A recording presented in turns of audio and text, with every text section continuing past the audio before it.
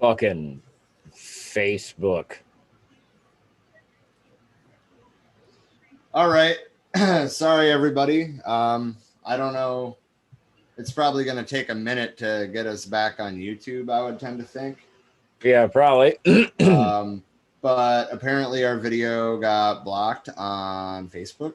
So all of our viewers went away, and now we're coming back. We're going to have to play Happy Birthday for Dean again. NBC shows blocked your video because it may contain content they own. So yeah, it was the SNL. Damn. Fuck that shit, man. You can watch it for free on an antenna TV. SNL gets broadcast just on local stations and shit too. There shouldn't be any problem with sharing one of their clips. Shouldn't be, but there is. I will argue that on those grounds specifically. It's already public content.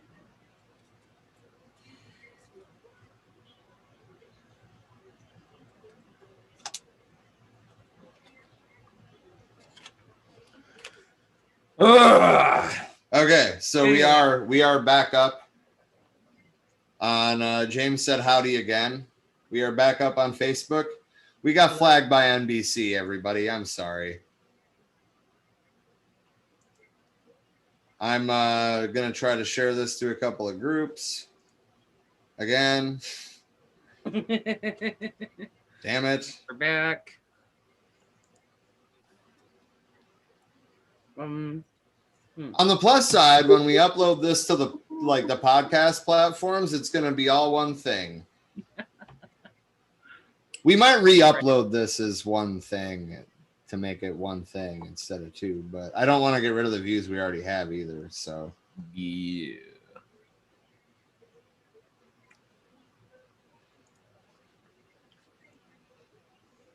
All right. And then I will open it back up so I'm in the comments. Okay. Back to the program. I guess I'll pick it up at the the science. No, the well-armed proletariat segment because yeah, that's right. Okay. Right after that that thing. I don't know how long it took them to take us off the air because we didn't know until somebody said in the comments. Bunch of bull crap. Hello, Austin. We miss you, my dude. The link to the Ruger LC9S is in the other chat. It's a 9mm. It was a 2020 model. It's on sale where it's still available. It was discontinued. That covers that. There was a new chameleon species in Ethiopia. It's adorable. I'm going to show it again just in case. Oh, yeah. See this? Look at that cute little motherfucker. Seriously. It's God, fucking adorable. I love him. Fucking adorable. Fucking love him. And the asteroid that killed the dinosaurs created the Amazon rainforest. And now we're caught up. Welcome back. I just finished submitting the dispute for them blocking our video. So hopefully that'll be back up soon. Well, I mean, we're back here now anyway. Well, yeah, SNL is copyrighted content, though, so it's not surprising. I mean, yeah, I'm not that surprised about it. We just should have thought about it. That's all. Well, in my explanation for the dispute, I said this was publicly broadcast on network TV, accessible for free on antenna. Sharing a clip and giving them credit should be perfectly fine. Well, we'll see how it goes. All right. Am I sure it's new? I am not sure that the chameleon is new, but the scientists seem sure. There are currently over. They would have probably run a DNA test. I would tend to think so, yeah. Yeah. But there are currently over 215 known species of chameleon. And I mean, honestly, I'm not really that surprised when we discover new species anyway. Just because we haven't seen them or documented them doesn't mean they're not there. Right. There's so much of the world that is completely unexplored still by scientists, anyways, simply because of the lack of accessibility to certain areas. You know, you're limited in how long you can,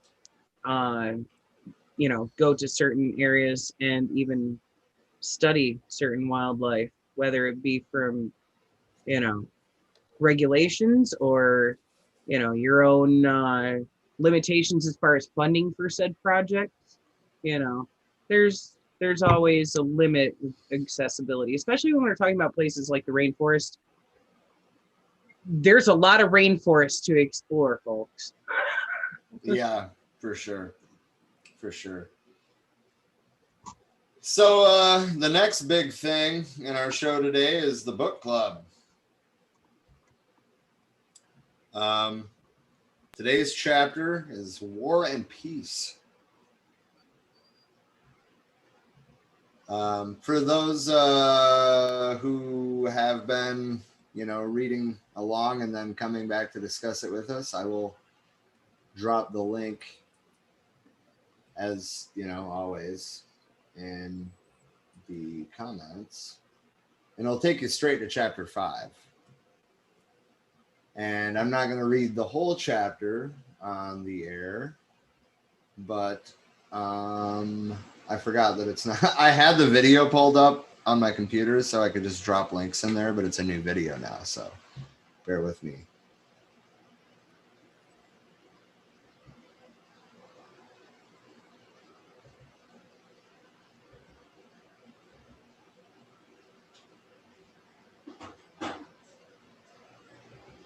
Man, Facebook is laggy right now.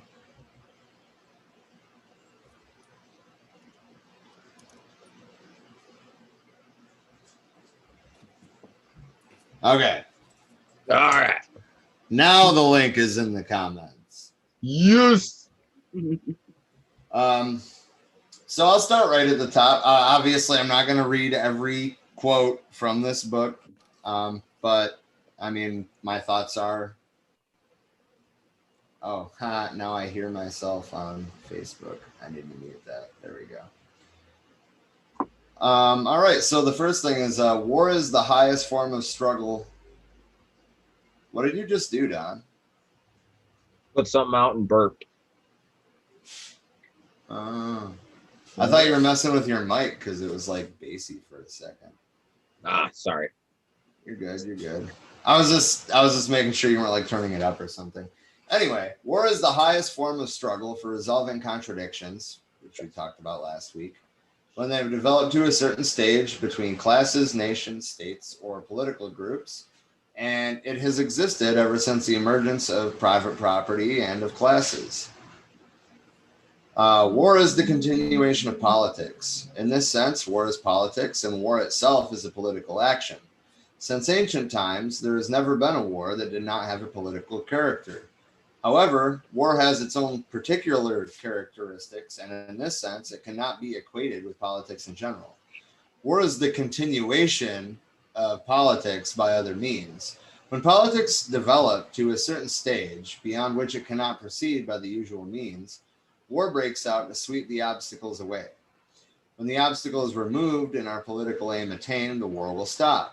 Nevertheless, if the obstacle is not completely swept away, the war will have to continue until the aim is fully accomplished. It can therefore be said that politics is war without bloodshed, while war is politics with bloodshed. Indeed. Anybody got anything to throw on that? No, he seems to have hit the nail right on the head there.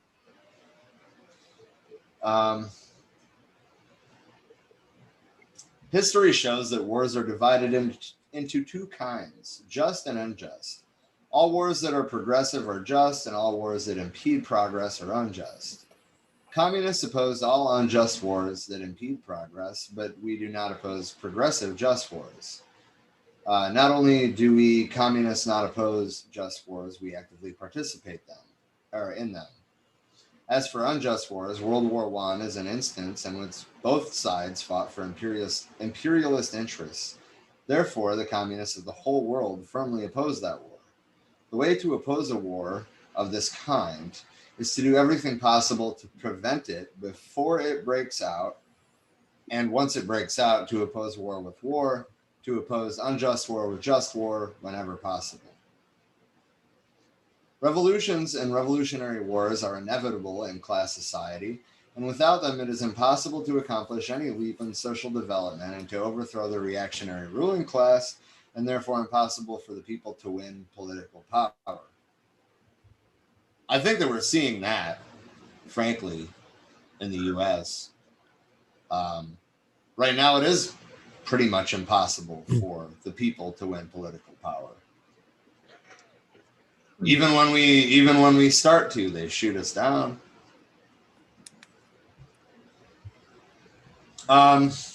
Every communist must grasp the truth. Political power grows out of the barrel of a gun. Communists are not the only ones that they use that phrase. I'm just saying. Oh, sorry. The seizure of power by armed force, the settlement of the issue by war, is the central task and the highest form of revolution. This Marxist-Leninist principle of revolution holds well universally for China and for all other countries. I think it's very cocky of him to say for all other countries, because according to his own writings, if he hasn't been there and hasn't lived those material conditions, he shouldn't really have an opinion about it. Anyway, we are advocates of the abolition of war. We do not want war, but war can only be abolished through war. And in order to get rid of the gun, it is necessary to take up the gun. That's a big part of how the Black Panthers grew out of the civil rights movement. That line alone. Our country and all the other socialist countries want peace. So do the handfuls of all, or so do the peoples. I don't know where I got handfuls from. So do the peoples of all countries around the world. The only ones who crave war and do not want peace are certain monopoly capitalist groups and a handful of imperialist countries that depend on aggression for their profits. To achieve a lasting world peace, we must further develop our friendship and cooperation with the fraternal countries in the socialist camp and strengthen our solidarity with all peace-loving countries. We must endeavor, and I think that this paragraph is a big part of why China took the route that they took after the revolution. Like, I'm talking years later, obviously, but we must endeavor to establish normal diplomatic relations based on mutual respect for territorial integrity and sovereignty, and of equality and mutual benefit, with all countries willing to live together with us in peace. We must give active support to the national independence and liberation movement in countries in Asia, Africa, and Latin America, as well to the peace movement and to just struggles in all the countries of the world. As for the imperialist countries, we should unite with their peoples, solidarity, and strive to coexist peacefully with those countries, do business with them, and prevent any possible war. But under no circumstances should we harbor any unrealistic notions about them.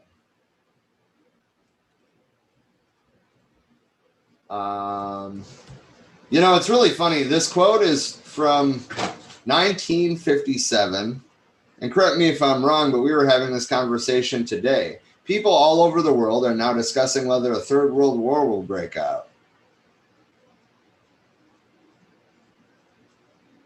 On this question, too, we must be mentally prepared and do some analysis. We stand firmly for peace and against war. However, if the imperialists insist on unleashing another war, we should not be afraid of it. Our attitude on this question is the same as our attitude towards any disturbance. First, we are against it. Second, we are not afraid of it. The First World War was followed by the birth of the Soviet Union with a population of 200 million people. The Second World War was followed by the emergence of the socialist camp with a combined population of 900 million. If the imperialists insist on launching a third world war, it is certain that several hundred million more will turn to socialism, and then there will be not much room left on earth for the imperialists. It is also unlikely that the whole structure of imperialism will utterly collapse. It is also likely, that the whole structure of imperialism will utterly collapse.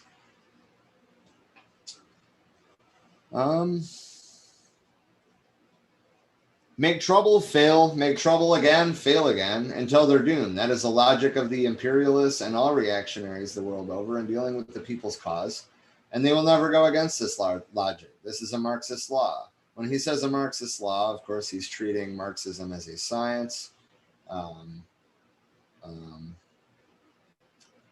So Marxism is a lens, right?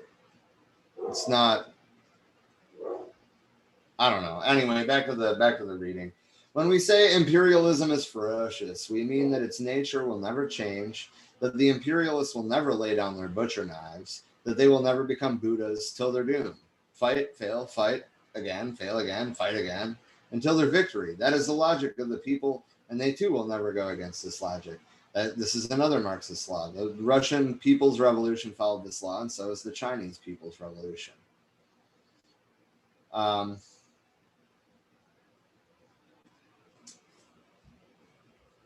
The world is progressing. The future is bright, and no one can change this general trend of history. We should carry on constant propaganda. We call that shit posting today. Among the people on the facts of the world progress and the bright future ahead, so they will build confidence in their victory. The commanders and fighters of the entire Chinese People's Liberation Army absolutely must not relax in their will to fight. Any thinking that relaxes the will to fight and belittles the enemy is wrong. So basically what that last line is saying is that we need to remember, the last couple of lines that I read, honestly, is that we need to remember these people aren't going to change. We should give them the option to, but most of these people aren't going to change. So,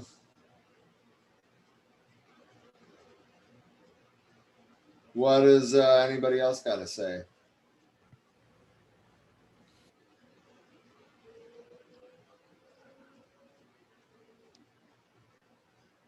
It's kind of sad that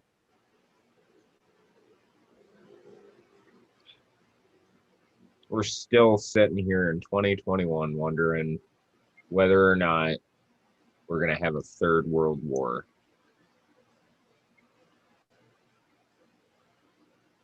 I mean, honestly, I think that what Mao said is probably the reason there wasn't or hasn't been yet a third world war. Because if World War I, convinced, well, not convinced, but, played a role in Russia becoming socialist, and World War II, led to Korea and Vietnam being socialist. Obviously, they're not the only ones. But what would a third world war have done? It would show further and further that imperialism is done. And I think that's a really important focus of Mao's. And actually, I haven't read the whole chapter yet, but I read ahead a little bit. And chapter 6 is titled Imperialism and Reactionaries Are Paper Tigers. It's that's what we'll be discussing next Monday. I'm excited about that one. We've missed some comments in the stream, by the way, if you want to read those. I will address one of them. Austin, we were talking about potential World War III kicking off in the Ukraine earlier in the stream.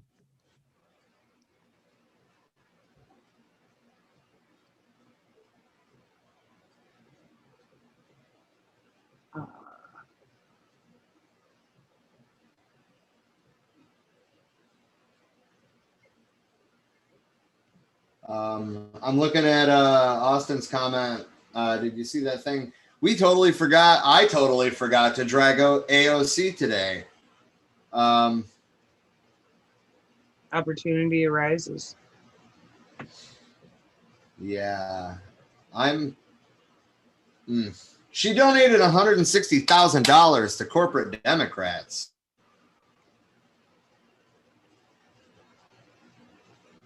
Why the fuck isn't she donating that money to people back in her fucking neighborhood back home who need the help?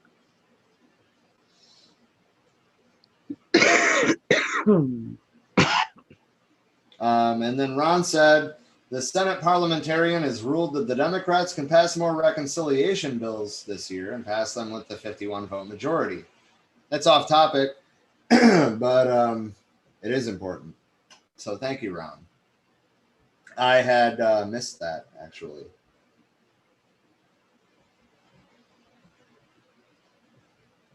I mean, the more that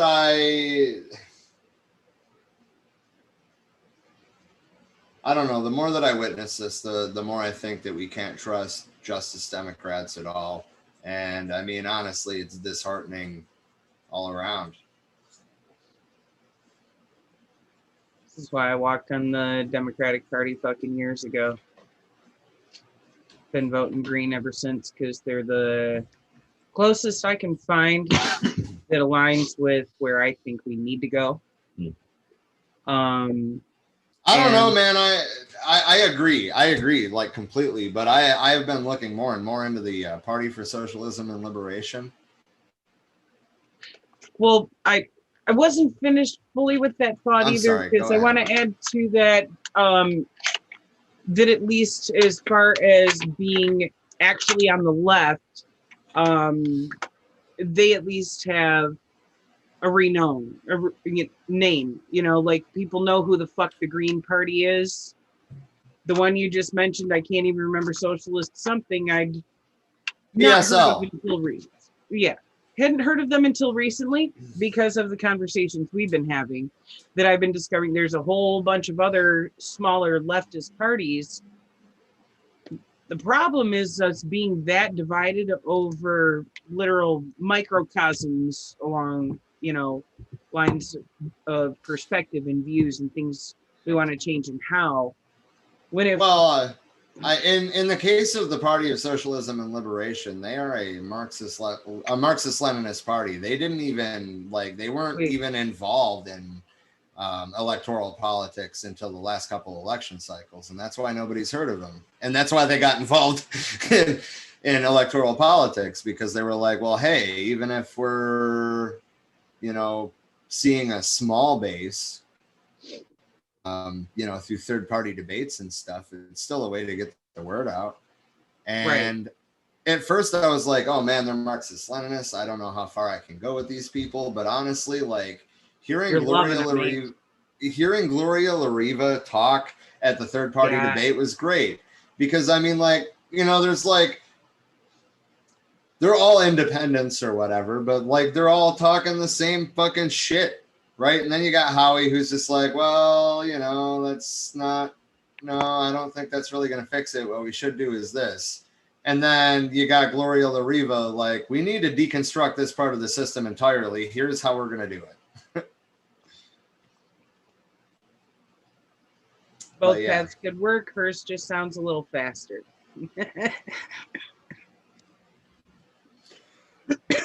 Oh, man. Smoke them if you got them.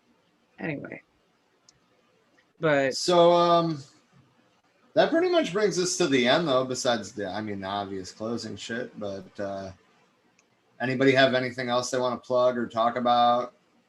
I do. As always, if you like art, go check out my art page. It's called, hold on, I actually forgot it. I took a 2-week sabbatical from doing art to just kind of process life. The Art of D.W. Hughes. Look it up on Facebook. I draw cool things. I paint things. I do art. It's not really for sale, so don't message me asking me to buy it. It's not for sale. It's art, man. Look at it. Appreciate it. It's beautiful. It'll make you feel things. Another thing I want to say real quick. Just a quote from Socrates: you cannot teach anybody anything. You can only make them think. It's pretty good. Remember that going into this next week. Very good. What do you got, Sterling? You got to have something. What's rattling around up there? At the moment, Yeah. I'm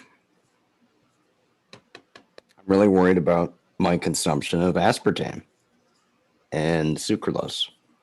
Stop drinking artificial sweeteners. I know, but that brings in willpower. Ah. And Are you diabetic? Can you not have sugar?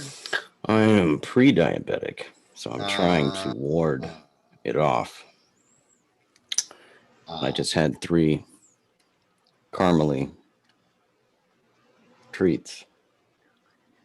Why am I saying this on live something? It's in my head, is why. That's why. Yes, he opened that door. There it is. Yeah, I did. I've disappeared into a wave.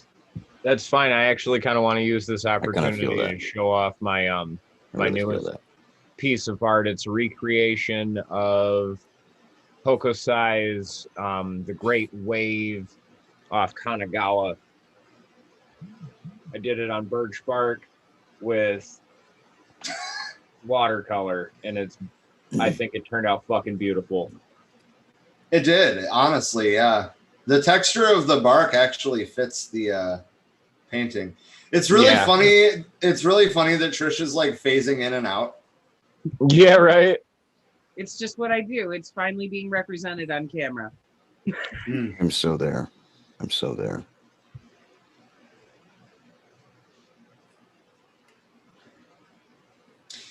Indeed. Well, I would think by now that most of you guys know where to find us. But if you don't, we're on Facebook in 3 places. We have the Mutual Aid Organizing Group, the support group. We have Twitter at For We Are Many 2, Instagram at For We Are Many Podcast, TikTok at For We Are Many Podcast. I still haven't deleted SoundCloud from this. There's nothing on it. Don't go there. YouTube, we are actually For We Are Many Podcast, not just For We Are Many. So make sure to include the word podcast, or you're probably not going to find this because we don't have a lot of subscribers yet. And of course, our website, www.forwearemany.org. And we're forever plugging our Patreon. Elon, buddy, buddy, listen. We'll stop fucking bugging you. The messages, the private messages, the videos, the videos that I send you in the mail, those will stop when you become our patron. Yeah, we've got a special thing just for you. $100,000 a month. He won't even miss it. Yeah, you won't even notice. Plus, you'll stop getting those videos and those pictures that I send you. Oh my god. It's a win-win. It's a win-win. Goodness. Well, So, thank you, everyone. I didn't change the date on this slide. It is not March 29th. But no, it's we not. still will see you Thursday for our watch-along of Trial of the Chicago 7, because we fucked that up last week. Life kind of, kicked us all in the ass last week. Yes, indeed. It fucking did. Thursday sucked. But today was great. Yeah, I'm glad to see you guys again, dude. It's been a whole week. I know. Fucking missed you, man. And actually, you were gone. It's been over a week for you. You and Don were moving. Yeah. Fuck. All fucking week. That's why it felt like so long, because it wasn't just a week. No. Mm-hmm. Yeah. I got my schedule for work today. I'm actually off on Thursday this time, so that's cool. I will. Dope. Yeah, I'll actually get to do the watch along. Hell yeah. Yeah. Sweet. I think that's about it, though. Anybody else got anything to say? Nah, man. We appreciate you. We love you. Thank you for your presence. For sure. Salam, shalom, peace. Indeed. Indeed. Namaste. May the force be with you. And Solidarity. hashtag Antifa sluts. Oh, there is one more thing I wanted to talk about. It's First Contact Day. Oh, In- yes. In 2063, on April 4th, the Vulcans made first contact with the human, or with us. I said that in the past tense. If you've ever watched Star Trek, you'll probably get it. If not, sorry. Anyway, solidarity. Live long and prosper. Hashtag Antifa sluts. Yes. And also shout out to Johnny in the comments. We haven't forgotten about you, I promise. We see you, bro. Welcome.